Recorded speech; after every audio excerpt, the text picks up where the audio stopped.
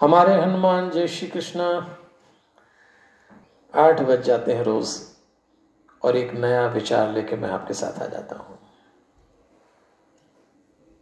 जिन जिन महान लोगों के नाम पर आज धर्म चल रहे हैं, वे धर्मों की पहचान में भले ही अलग अलग हों, लेकिन आध्यात्मिकता के स्तर पर, उसकी अनुभूति के स्तर पर एक नजर आएंगे। फिर गहरी बात, बाहर से आप देखेंगे कि ये हिंदू का धर्म है, ये मुसलमान का, ये सिख का, ये ईसाई का, ये बाहर से। लेकिन उस धर्म के पीछे जो अनुभूति है, जो अंतिम लक्ष्य है, वो कहीं ना कहीं जाकर एक है। तरीके के स्तर पर बदल गए। ईसा से मीरा तक, महावीर से दलाई लामा तक, बुद्ध से मोहम्मद साहब तक, अगर भीतर झांकें तो सब एक जैसे हैं। फर्क यहां से शुरू हुआ जब इन्होंने अपने अनुयायी बनाना शुरू किए। पहले धर्मगुरु ने अनुयायी बनाए, फॉलोअर्स, फिर अनुयायी ने इनको बनाना शुरू कर दिया। बस यहीं से अंतर और यहीं से गड़बड़ी शुरू हो गई। जबकि होना कुछ और था, हो कुछ और गया, और वो आज तक चला आ रहा है।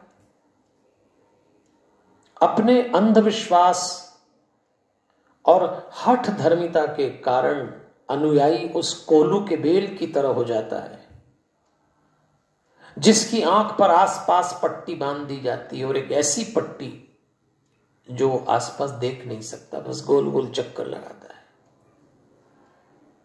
और गोल गोल चक्कर लगाने में भी क्या होता है, बीज का तेल निकल जाता है और उसका पसीना निकल जाता है, होता कुछ नहीं।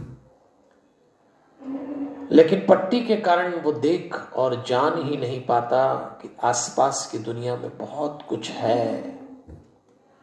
और इस चक्कर में उसकी बुद्धि का विस्तार रुक जाता है, उसके सोच का आकार गड़बड़ा जाता है और उसकी समझ का प्रकार खो जाता है।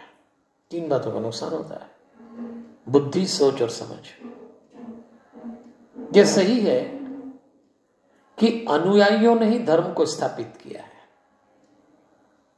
लेकिन यह भी उतना ही सही है कि ठिकाने भी नहीं लोगों ने लगाया। ये बात मैं आपसे इसलिए कर रहा हूं कि मेरे पास अनेक सवाल आप लोग पूछते हैं, उसमें धर्म से जुड़े सवाल आजकल ज्यादा पूछ रहे हैं लोग, और मुझे बड़ा सोच समझ के उत्तर देना पड़ता है।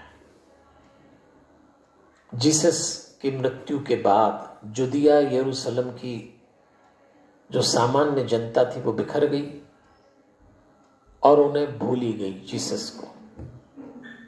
फिर पीटर और वनवास जैसे धार्मिक नेता आए, उन्होंने ईसाइयत का खूब प्रचार किया। इनमें एक यहूदी साउल, जिसे बाद में संसार ने पॉल के नाम से जाना, वो भी जुड़ गए। पहले पॉल ईसाइयत के विरोधी थे और धर्म में विरोध और समर्थन का खेल बहुत पुराना है। आज ऐसा नहीं है, बहुत पुराना है। पॉल में एक परिवर्तन आया और उन्होंने अपनी शिक्षा क्षमता, अपनी तर्क बुद्धि, अपने शब्दों की प्रस्तुति की जो उनकी क्वालिटी थी, उसको जीसस के प्रचार से जोड़ दिया पॉल ने, और ईसा को पुनः स्थापित और प्रचारित करने के लिए कथा वाचन की श्रृंखला उन्होंने आरंभ की। और धीरे धीरे उन्होंने ईसा मसीह को लोगों के विश्वास और आकर्षण का केंद्र बना दिया। कथा सत्संग में ठीक से उछाले गए शब्द आदमी के दिल पर, उसके दिमाग पर गोलियों की तरह प्रहार करके परिवर्तन का परिणाम देते हैं, और पॉल ने साबित किया। और आज भी कई धर्मगुरु जब बोलते हैं तो सुनने वाले एक नई दुनिया में चले जाते हैं, हिप्नोटाइज हो जाते हैं, और उनकी पूरी थॉट प्रोसेस बदल जाती है। इसलिए कथा प्रवचन करते समय धर्म गुरु को बहुत ईमानदार होना चाहिए, क्योंकि आप केवल शब्द नहीं दे रहे, किसी का जीवन, किसी का सोच बदल रहे हैं, उसकी जिंदगी बदल रहे हैं। मैंने तो उदाहरण दिया ईसाइयत का, इसलिए। और मैं बार बार बता दूं, मैं तो हिंदू ब्राह्मण हूं, मुझे हिंदू धर्म की बात करना अच्छा लगता है, पर मुझे तब बहुत खराब लगता है जब हिंदू धर्म से जुड़े लोग किसी और धर्म की आलोचना करें। क्यों करें? हमारे पास इतना श्रेष्ठ है तो हम दूसरों में क्यों उलझे? लेकिन उदाहरण इसलिए दे रहा हूं कि मुझे धर्म गुरुओं से बड़ी अपेक्षा है कि आपके भरोसे इस समय इंसान की जिंदगी है। प्रवचनों के दिए हुए शब्दों की ताकत का एक और उदाहरण लें। पॉल पे देशद्रोह का मुकदमा चला। रोमन सम्राट ने उसको कटघरे में खड़ा किया तो उनके सामने ऐसी ऐसी दलीलें पॉल ने दी कि सम्राट ने पॉल को बरी किए जाने का फैसला कर दिया, लेकिन फैसले में टिप्पणी भी की। और टिप्पणी यह थी कि इस प्रभावशाली व्यक्ति की वाणी सुनकर मुझ जैसे सम्राट को यह लगता है कि मैं कहीं ईसाई न बन जाऊं। यह है शब्दों का प्रभाव। यदि इन्हें थोड़ी देर और सुना गया तो ये मुझे ईसाई बना के छोड़ देंगे।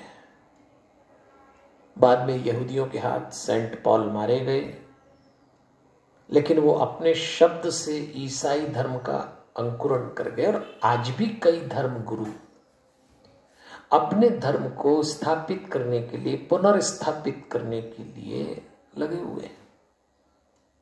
इसलिए धर्म गुरुओं की जिम्मेदारी है कि आपके शब्द जिंदगी बदल सकते हैं।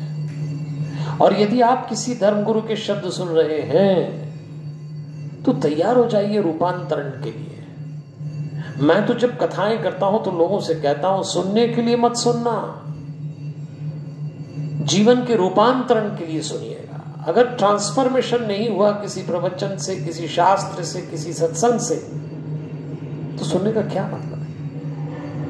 ये जो रोज मैं आपके पास 8 बजे एक नया विचार लाता हूं, ऐसा नहीं मैं बहुत विद्वान हूं और अपनी विद्वत्ता बताना चाहता हूं। सिर्फ उद्देश्य यही है कि पता नहीं कौन सा शब्द, कौन सा विचार आपको अपनी जिंदगी बेहतर बनाने के लिए, उठाने के लिए काम आ जाए। फिर पिछले 8-10 महीनों में जो हमने संघर्ष किया है, उस संघर्ष से बाहर आने के लिए तो शुभ शब्द बड़े काम के हैं। सुनते रहिए। जरूरी नहीं कि मुझे सुने, जब भी अवसर आए कोई अच्छा विचार किसी अच्छे धर्मगुरु के मुंह से, विचारक के मुंह से जरूर सुनिएगा। मेरा तो काम है, तो मैं तो कल फिर आ जाऊंगा 8 बजे। अभी आज्ञा दीजिए। हमारे हनुमान। जय श्री कृष्ण।